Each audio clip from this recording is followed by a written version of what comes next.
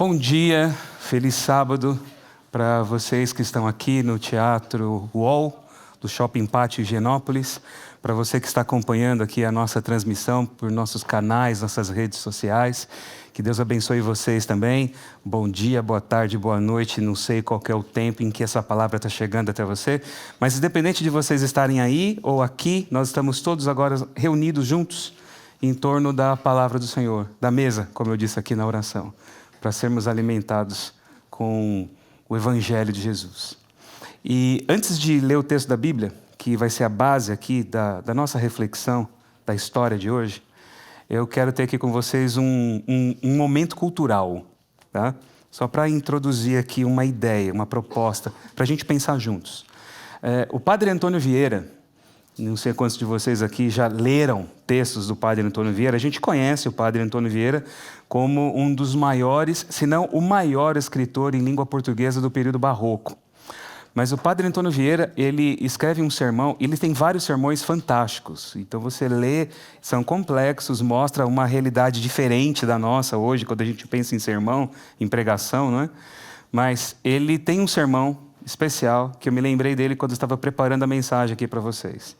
Que é um sermão que ele pregou em 1645, na Capela Real de Lisboa. O Sermão do Mandato, em que ele baseia a sua mensagem no texto de João capítulo 13, que mostra Jesus lavando os pés dos discípulos. E ele fala do amor, porque o texto diz assim, que Jesus, sabendo de onde ele vinha e para onde ele ia, ele amou os seus até o fim. E aí ele vai falar sobre o amor divino e o amor humano. E ele vai traçar uma comparação entre o amor divino e o amor humano. E ele vai mostrar que a grande diferença entre o amor divino e o amor humano é que nós somos ignorantes a respeito de 4 pontos que são essenciais para o amor. Nós somos ignorantes e Deus não é a respeito disso. Primeiro, nós somos ignorantes a respeito de nós mesmos. Nós não nos conhecemos. Segundo, nós somos ignorantes a respeito daquele que nós amamos, do objeto do nosso amor. Nós idealizamos as pessoas. Terceiro, nós somos ignorantes a respeito da natureza do que é o amor de verdade. Nós chamamos de amor muitas vezes aquilo que não é amor. E a quarta realidade, nós somos ignorantes a respeito do final do amor, até onde o amor nos leva ou até onde nós chegaremos amando. E ele fala que Jesus era consciente de todas essas realidades, porque ele sabia quem ele era, ele sabia quem ele amava, inclusive até o traidor. Ele sabia, conhecia a verdadeira natureza do amor e sabia até onde o amor iria levar através das suas ações de redenção. Tinha plena consciência disso. E quando ele vai falar sobre o amor de Jesus, que ele chama de amor fino, amor puro, ele faz a citação de um santo medieval chamado São Bernardo de Claraval, ou de Clairvaux, o nome dele. E eu vou ler para vocês aqui a citação do Padre Antônio Vieira, que ele faz desse santo, que diz assim, Padre Antônio Vieira falando agora. Ora, vede, definindo São Bernardo o amor fino, diz assim, amor non querit causam nec frutum. Oh, gastei o latinzinho com vocês aqui agora, né? O amor fino não busca causa e nem fruto. Se amo porque me amam, tenho amor causa. Se amo para que me amem, tem fruto. O amor fino não há de ter nem porquê e nem para quê. Se amo porque me amam, é obrigação. Faço o que devo. Se amo para que me amem, é negociação. Busco o que desejo. Pois como há de amar o amor para ser fino? Amo quia amo como ut amen. Amo porque amo e amo para amar. Quem ama porque o amam é agradecido. Quem ama para que o amem é interesseiro. Quem ama não porque o amam, nem para que o amem, esse só é fino.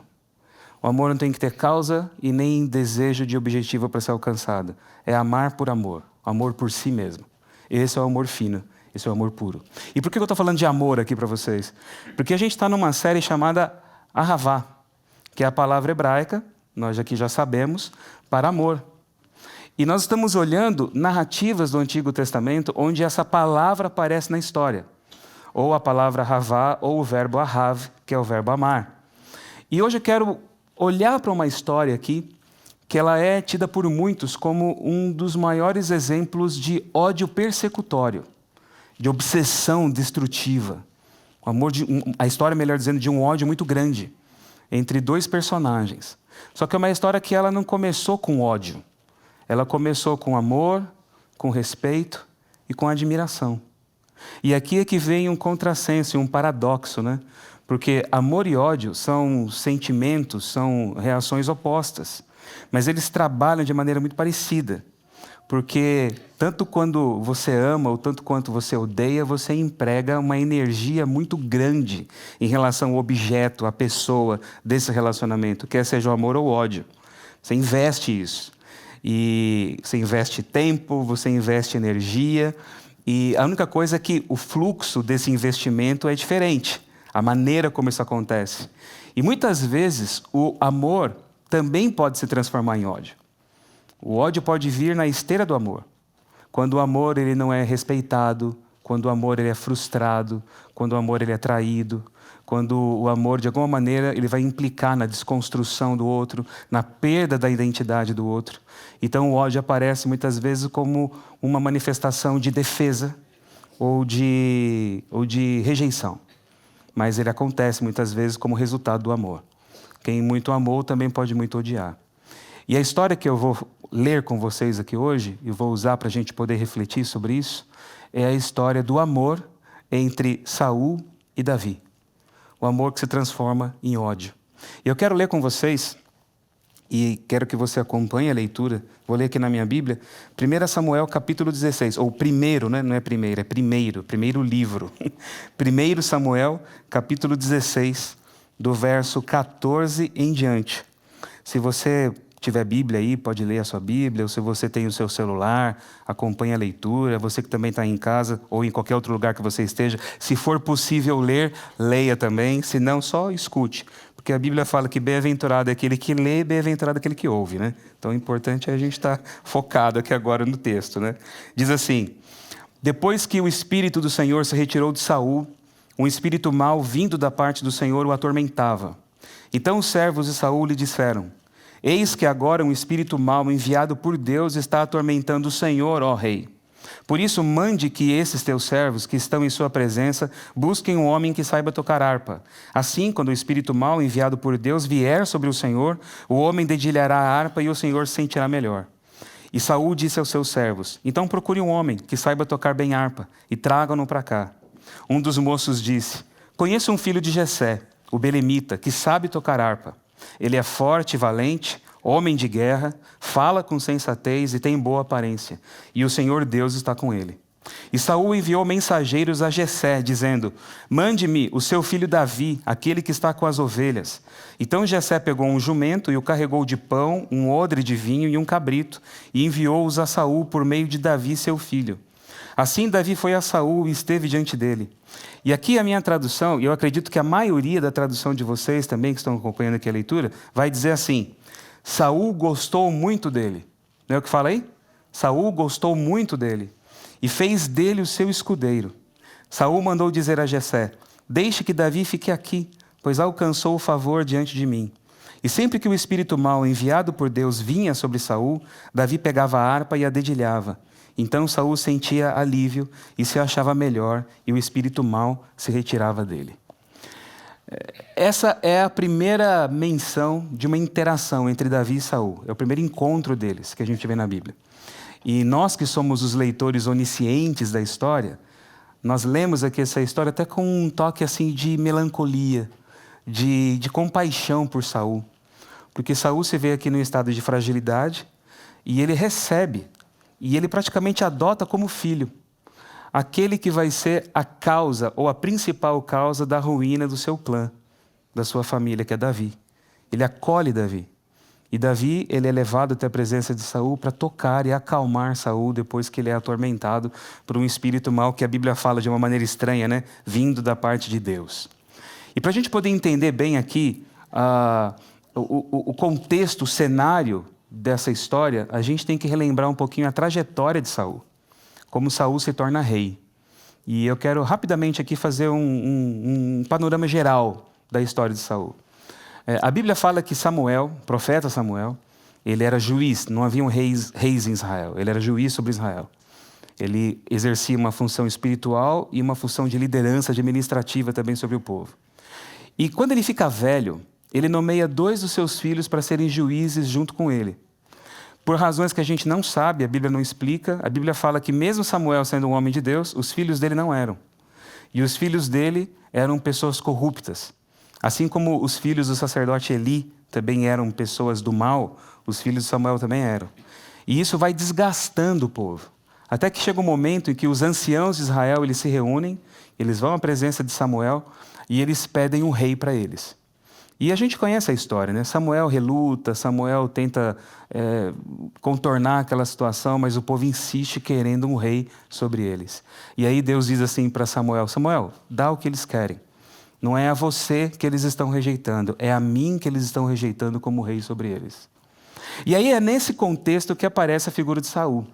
Saul ele surge na história como um personagem assim, muito inusitado. Diz a Bíblia que ele é Saul, da tribo de Benjamim, filho de um cara chamado Quis. Então guarde bem esses nomes, tá? Saul, da tribo de Benjamim, filho de Quis, é o que diz a história. E ele aparece numa busca. As jumentas do pai dele se perdem, e ele cuidava delas. E ele sai procurando as jumentas do pai. E ele está junto com o servo dele procurando as jumentas.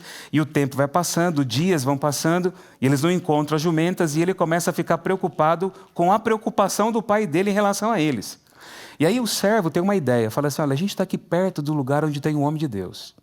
Vamos lá conversar com ele, ele pode falar onde as jumentas estão. E ali eles vão até Samuel, querendo usar Samuel meio de São Longuinho, sabe aquela coisa, né?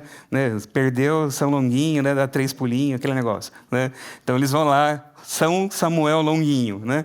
Conversar com ele. Então vai lá, os 2 jumentos procurando as jumentas perdidas, né? Eles vão atrás lá do profeta. Só que Samuel já havia sido orientado por Deus. Deus diz assim, olha, amanhã vai chegar aí um cara, um homem, esse é ele. Você vai ungir ele como rei de Israel.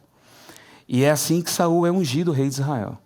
E a unção de Saul, ela é acompanhada de muitas manifestações sobrenaturais. Porque Deus já de antemão havia avisado o profeta da visita de Saul. Saul é ungido e diz a Bíblia que o coração dele é mudado. Ele recebe o coração de Deus. Ele recebe o Espírito de Deus, porque ele vai profetizar entre os profetas. Então, o coração de Deus e o Espírito de Deus estão sobre Saul. E a narrativa bíblica vai mostrar 3 momentos em que Saul é aclamado como rei. 3 momentos, é aquela afirmação tripla, para não deixar dúvida nenhuma a respeito de uma realidade. A Bíblia tem muito dessa, né? Então, a primeira, ele é ungido rei dessa maneira, como eu contei para vocês. As outras 2 vão apresentando de uma maneira muito sutil uma graduação negativa da sobrenaturalidade, se é que eu posso dizer assim. Começa com manifestações divinas, e aí a coisa vai diminuindo, vai se tornando algo muito humano, uma reação muito natural das pessoas reconhecerem Saul rei. E isso já é para a gente uma maneira de preparar o leitor para um final ruim que a história vai ter. Ele começa bem, mas a coisa vai diminuindo, porque ele é ungido dessa maneira, depois da segunda vez, o profeta Samuel tira as sortes, e a sorte cai sobre ele, já é um negócio assim meio de sorte. E na terceira, acontece um cerco a uma cidade chamada Jabes de Gileade, e ele vai ser aquele que vai liderar o povo para libertar a cidade de Jabes de Gileade. Ele vai entrar em guerra. E as pessoas reconhecem nele um líder militar competente. Então falam, esse cara pode ser rei. Então é uma decisão totalmente humana. E assim ele é aclamado rei. 3 vezes. E depois disso nós vemos também 2 episódios em que Saul é rejeitado como rei. Ele é aclamado rei 3 vezes, mas em 2 momentos ele é rejeitado como rei.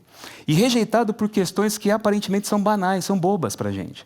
Porque a primeira rejeição de Saul acontece quando ele vai entrar em guerra contra os filisteus. E era costume fazerem sacrifícios, aquele culto, né? Aquele cultinho básico ali pedindo proteção de Deus na batalha e tal. E ele combina com o profeta Samuel para Samuel fazer o sacrifício, liderar a cerimônia. Só que Samuel diz o seguinte, olha, eu vou atrasar 7 dias. Segura aí 7 dias, depois de 7 dias eu faço o sacrifício. Só que ele demora mais. Passa dos 7 dias. E Saul, ele começa a perceber o povo inquieto e os soldados não querem guerrear sem a bênção de Deus. E eles começam a debandar. E nessa preocupação de não perder a mão do povo, dos soldados, ele decide ele mesmo fazer o sacrifício. E quando ele faz o sacrifício, quem que aparece? Assim, tchan, o profeta Samuel. E quando Samuel chega, fala assim, olha, por causa disso, você vai ser rejeitado por Deus. Deus vai tirar o reino de você e vai dar um homem melhor do que você. Essa é a fala. O homem segundo o coração dele. Essa é a primeira rejeição de Saul. E a segunda, que é a mais conhecida, ela acontece depois de uma guerra, que era uma guerra santa, que Saul tinha que coordenar e empregar contra os amalequitas. E a guerra santa, ou a guerra Herem, como ela é chamada na Bíblia, é uma guerra diferente das demais. Não é simplesmente o confronto entre povos inimigos, nações adversárias. A guerra santa é uma guerra de juízo. Israel era utilizado como instrumento de Deus para a execução do juízo de Deus. Eram guerras raras, mas aconteciam. E quando isso acontecia, a ordem de Deus era para que todo o povo adversário fosse exterminado. Animais, homens, mulheres, crianças, todo mundo. Era para varrer o povo. Essa era a ordem de Deus.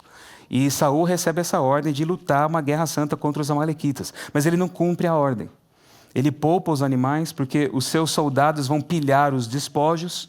E ele, com medo ali dos soldados, ele permite isso acontecer.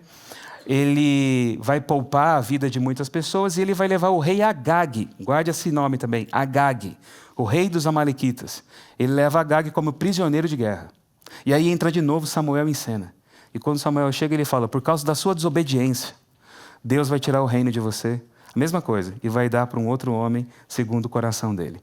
E ele se desespera, ele sai atrás de Samuel, ele rasga um pedaço do manto de Samuel, que é uma cena emblemática também, né, para mostrar a perda ali do reino. Ele pede perdão, ele lamenta, mas Deus, tanto Deus quanto Samuel são inflexíveis. A rejeição é definitiva sobre a casa de Saul.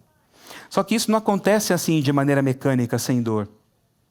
Porque diz a Bíblia que o profeta Samuel, ele passa a noite inteira lamentando, chorando e intercedendo por Saul. E a própria Bíblia fala que Deus se arrepende de ter escolhido Saul como rei. E aqui acontece aquele paradoxo que a gente já abordou aqui em outras séries com vocês, que é essa complexidade das emoções e dos sentimentos divinos. Deus não é um ser impassível, distante. Porque aqui ele rejeita Saul, mas ele mesmo sofre com a rejeição e lamenta a rejeição do escolhido dele. Ele também sofre esse sentimento. E aqui a gente vê essa vulnerabilidade do coração divino. Porque quem ama se submete a amar e também se submete a não ser amado. Essa é a ambiguidade do amor e a complexidade do amor. Você pode amar e você pode se frustrar. Você pode se decepcionar com o ser amado. E aqui você vê Deus sofrendo exatamente isso. Sofrendo a decepção, sofrendo a rejeição. Não é um ato de juízo sobre Saul. É um ato de profunda dor. Deus se relaciona e ele se torna vulnerável com o relacionamento, com a natureza e a qualidade de relacionamento que ele tem com as suas criaturas. É assim que a Bíblia mostra Deus aqui. E aí acontece uma coisa interessante a partir de agora. Porque nós vamos ver aqui um triângulo amoroso, estranho, que é entre Deus, Saul e Davi. E aqui Davi aparece no momento do texto que eu li para vocês, que nós lemos juntos. Ele é introduzido na corte por causa de uma fragilidade do rei. Saul se torna uma pessoa completamente atormentada, ele se afunda em doenças psíquicas, espirituais, ele é atormentado por esse espírito que fala aqui, que vem da parte de Deus, e é uma solução que é apresentada para ele, né? Olha, traz um músico aqui, ele vai tocar harpa e você vai ficar bem. E aí Davi aparece, mas olha que coisa interessante, né? Quais são as qualidades para um músico? O que o músico tem que ter para poder ser efetivo? Tem que saber música, tem que ter o dom musical, tem que ter habilidade, não é? Isso é o suficiente. Mas quando a gente vê aqui a descrição do currículo de Davi, vai além disso. Olha o que a Bíblia fala sobre o currículo dele. Diz assim no versículo 18 do capítulo 16 que eu li para vocês. Conheço o filho de Jessé, o belemita, que sabe tocar harpa. Até aí, beleza, é o suficiente. Mas aqui fala o texto, ele é forte e valente. Qual que é a importância disso para o músico? Homem de guerra. Sabe? Ele não tinha nem lutado com Golias ainda. E já tem fama de ser homem de guerra. Homem de guerra, fala com sensatez, né? E tem boa aparência. E o Senhor Deus está com ele. Então, olha só, isso aqui é um currículo de um rei, percebe? Não é de músico. É como se o próprio Davi tivesse escrito o currículo dele para a vaga do trono que está lá, né? Aqui, ó, o currículozinho aqui, né? Ele serve para ser rei. E aí, você tem aqui nesse encontro, Saul que tem a consciência da sua rejeição e Davi que já havia sido ungido secretamente por Samuel como rei de Israel. Essa é a cena. Mas só nós que estamos lendo sabemos disso. Por isso que é um encontro muito triste. Porque aqui a gente vê uma inversão das coisas. Você tem uma figura de realeza, de poder, que é o rei Saul, mas quem exerce autoridade e influência sobre o rei é Davi. Davi não está aqui como alguém que está servindo apenas. Ele tem um controle. É um poder quase que mágico que ele tem, de tocar a harpa dele e aliviar o rei. E é essa fragilidade de Saul que vai fazer com que Davi se torne o estagiário da corte. Ele entra na casa de Saul e ele vai aprender toda a complexidade da política do reino. Ele vai entender o que é ser rei, acompanhando Saul de perto. E aqui vem um detalhe interessante no texto que eu li para vocês. As nossas traduções modernas, a maioria delas vai dizer assim, que Saul gostou muito de Davi. Foi o que eu li para vocês aqui, não é? Mas o texto hebraico não usa a palavra gostou. O texto hebraico diz, Saul amou muito Davi. Em nenhum lugar da Bíblia é dito que alguém amou Saul. E também Saul não ama ninguém, só ama uma pessoa. Ele não ama os filhos dele, ele não ama Israel, não fala nem que ele ama Deus. Ele só ama um, que é Davi. Saul amou muito Davi. E escolheu Davi para ser o seu filho adotivo. E o seu homem de maior confiança, porque ser escudeiro é o cara que vai estar lá na guerra e você confia a sua vida na mão dele. É quem vai se colocar na linha de frente para poder te proteger. E você não põe qualquer um para poder exercer essa função. Davi é o escudeiro de Saul. Essa é a qualidade aqui de relacionamento entre eles. Só que o foco vai mudar, porque o coração de Deus que Saul tinha, agora passa para Davi. O Espírito de Deus que Saul tinha, agora cai sobre Davi. E é o Espírito de Deus, através de Davi, que vai acalmar Saul, que já vivia essa rejeição e por causa das suas próprias escolhas já não tinha mais esse contato com Deus. Já não tinha mais essa comunicação com Deus. E Deus, por intermédio de Davi, vai abençoar Saul agora. Percebe? Essa que é a dinâmica da história que a gente está vendo.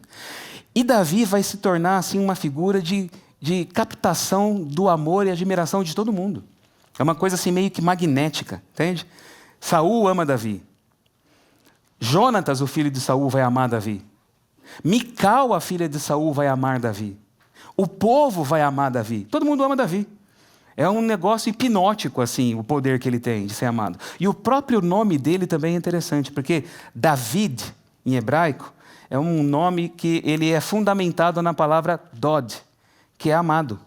Então ele já é amado no nome dele.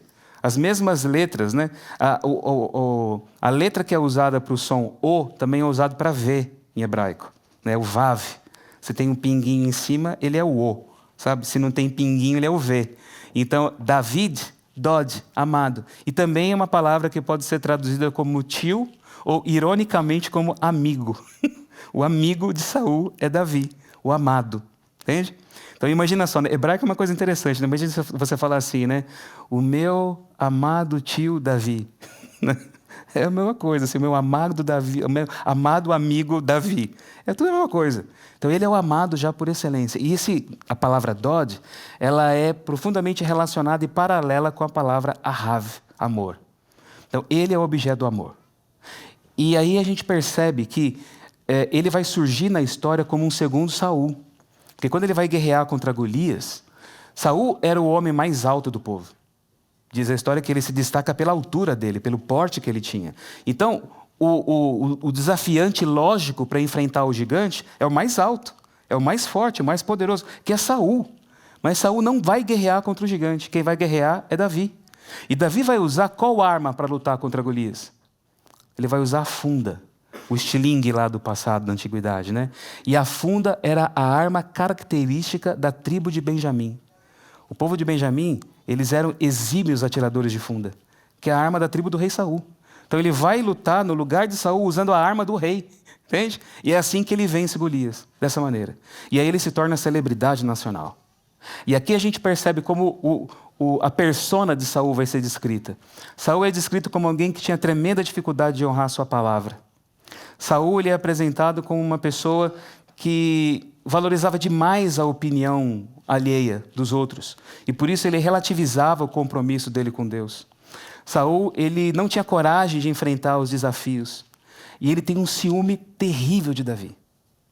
No TikTok da galera daquela época lá, né, a trend era a dancinha com a musiquinha. Saul matou milhares, Davi seus 10 milhares. A galera lá dançando, sabe? Aquela coisa, né? E Saul ficava louco vendo um negócio desse. Né? Ele ligava a televisão para ver o jornal, né, para ver notícia.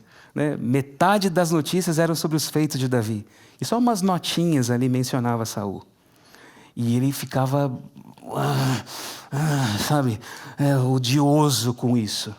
Ele passava em revista as suas tropas, o pessoal batia continência de cara fechada para ele. Mas quando Davi passava, general Davi, como vai? Davi, né? E Saul começa a se tornar essa figura amarga. E aí acontece aquilo que eu disse para vocês. O amor vai dando lugar ao ódio de maneira tão intensa como ele nasceu. Quando se sente traído, frustrado, quando o foco do investimento relacional vai mudando a sua direção. Então ele passa agora a se tornar aquele que odeia Davi. E ele vai se lançar numa perseguição irrefreada contra Davi. Ele se torna, por incrível que pareça, o primeiro anticristo da Bíblia, Saul. Porque a palavra ungido, em hebraico, é Mashiach, é Messias. E em grego é a palavra Christos. Então, Davi é o Messias de Deus. Ele é o Cristo de Deus. Como ele também era, Saul também era. E ele é o primeiro que vai dedicar todos os seus esforços para eliminar o Messias do Senhor. Porque ele acredita que o trono é dele. Ele ocupa o lugar dele. Ele não é simplesmente um instrumento de Deus sobre o povo. O trono é dele, o povo pertence a ele. Ele toma a história nas suas mãos, as rédeas nas suas mãos. E ele vai agir com um sentimento que muitas vezes a gente tem também. De olhar a vida pelo nosso olhar e entender que nós sabemos aquilo que é pertinente para a nossa felicidade. E a gente quer usar Deus como um gênio da lâmpada para poder alcançar os nossos desejos, os nossos sonhos de felicidade. É esse o sentimento de Saul, que a gente sabe muito bem como é que é na vida. E ele começa a perseguir Davi. Só que a Bíblia fala que ele também tinha muita dificuldade em perdoar e de manter suas reconciliações. Porque por 2 vezes a vida dele é poupada por Davi. E uma das mais emblemáticas é quando ele está num lugar chamado En-Gedi, no deserto lá do sul de Israel.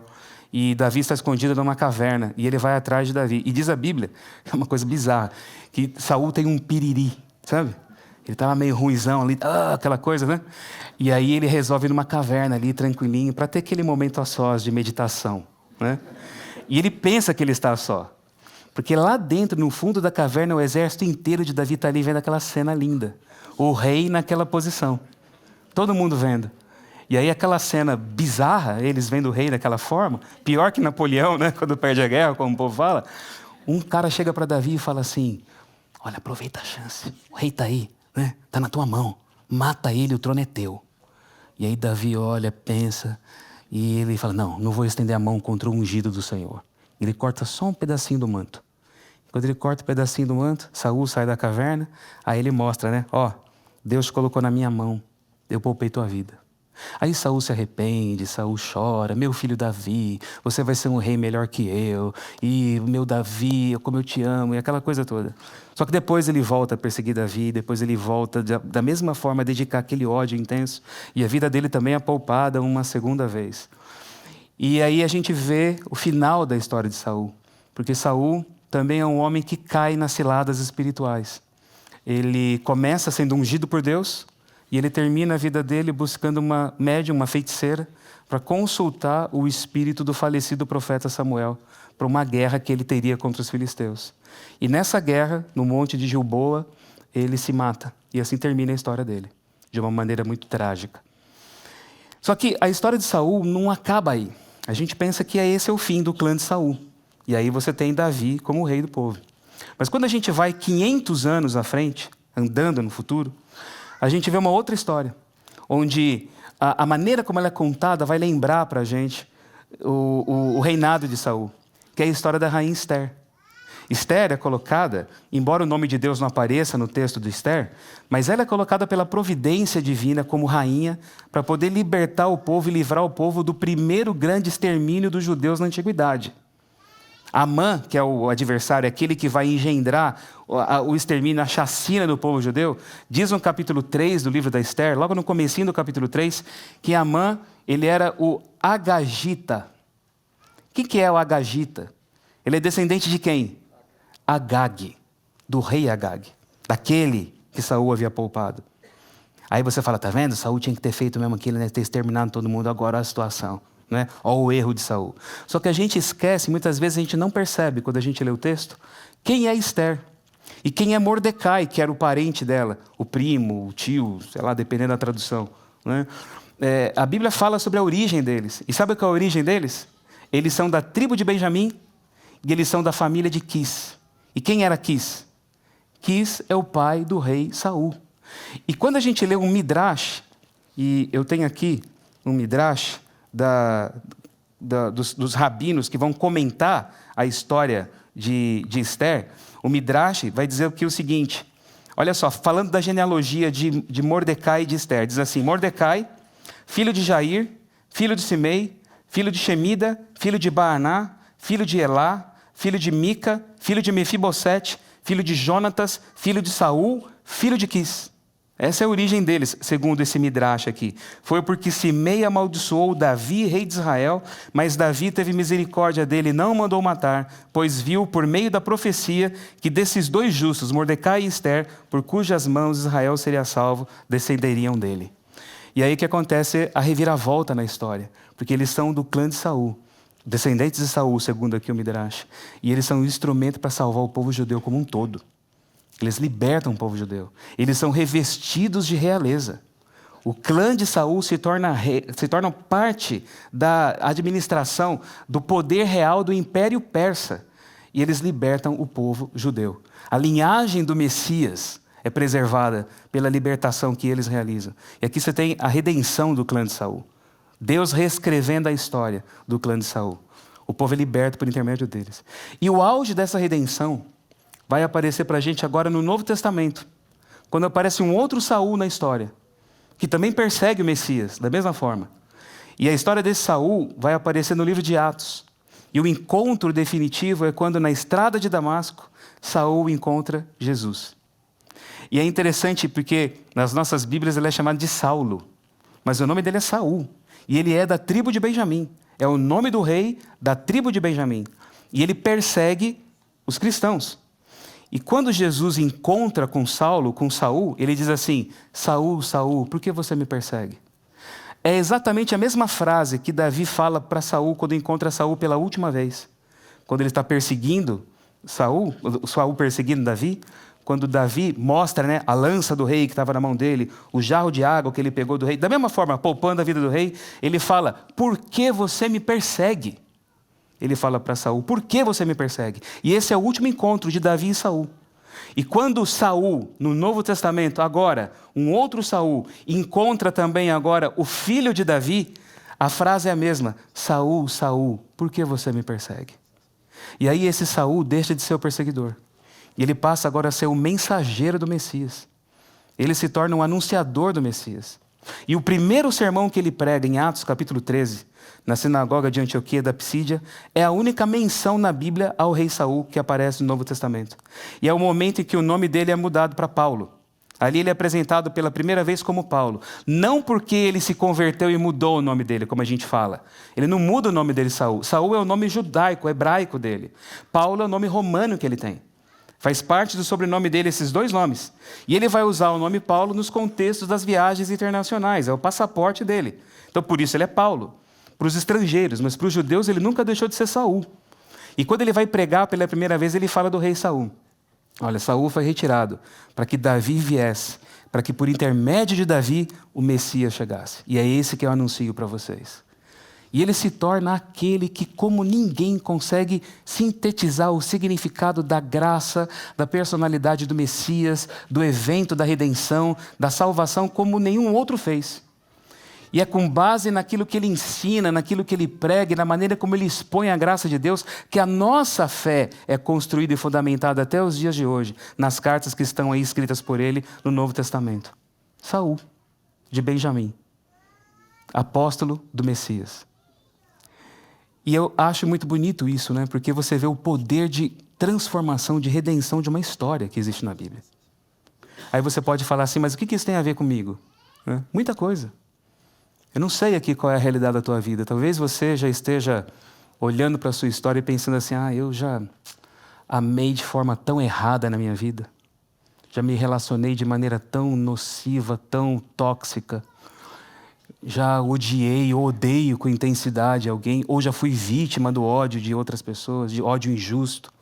Para mim já não tem mais jeito. Eu carrego em mim o DNA da minha família, sangue ruim, né? Família é sangue ruim, não tem como mudar. É assim que é assim que ser. Vão ter que me engolir, como a gente fala, né? Mas não há história que não possa ser mudada por esse amor fino, pelo amor puro, pelo amor de Deus, que pode dar um novo desfecho para a nossa realidade. Pode reescrever o nosso futuro. Você pode melhorar e transformar a sua família em você. O DNA da tua família, o DNA da história da tua ascendência pode seguir por um caminho totalmente diferente se você permitir esse poder do amor puro, do amor fino de Deus transformar quem você é. Honrar pai e mãe é mandamento, como a gente fala, né? E a gente pensa que esse mandamento só se cumpre quando na velhice você coloca lá seu pai, sua mãezinha numa casa de repouso ali decente, quando você compra medicamento para eles, quando você cuida deles nas enfermidades ali da velhice. Mas honrar pai e mãe é muito mais do que isso. É você melhorar o pai e a mãe em você. Meu pai era totalmente diferente de mim. Meu pai não concordava com a minha visão de mundo, meu pai era outra pessoa em relação a mim. Mas eu estou aqui hoje para poder melhorar a história dele na minha vida. Eu carrego meu pai em mim. E eu quero que ele em mim seja uma nova pessoa e uma pessoa melhor, pelo poder da graça de Jesus. Vocês entendem isso? E você pode ser assim também. Você pode redimir a tua história. Assim como eu espero que os meus filhos sejam uma versão melhorada de mim, para que a graça de Deus atue de maneira purificadora, libertadora na minha história, como pode ser na sua também. Não tem nenhum karma que não possa ser mudado pelo poder do amor transformador de Jesus. Saul se tornou o salvador do povo. Saul se tornou o mensageiro do Messias. Você pode amar de maneira verdadeira, quando o amor fino, puro, se manifesta em você. Você pode amar sabendo quem você é. Você pode amar sabendo de verdade quem é aquele que você ama, sem idealizações, sem construções falsas a respeito de quem é a pessoa que você ama. Você pode amar sabendo qual é a natureza do amor verdadeiro de Deus em você. E você pode ver o fim redentor que o amor vai ter na sua vida quando você se tornar um canal dele, através do poder de Jesus. Eu espero que seja assim para todos nós hoje, em nome de Jesus. Amém? Nosso Deus, Pai querido, que teu amor libertador reescreva a nossa história, a nossa vida. Se nós odiamos muito, podemos amar também com a mesma intensidade. Se nós formos vítimas do ódio, seu amor pode curar e reescrever todas as nossas memórias e direcionar o nosso caminho de uma forma diferente. Tome cada um de nós nas suas mãos, para que a nossa vida seja um reflexo do amor fino, do amor puro de Jesus. É o que nós pedimos em nome de Jesus. Amém. Amém.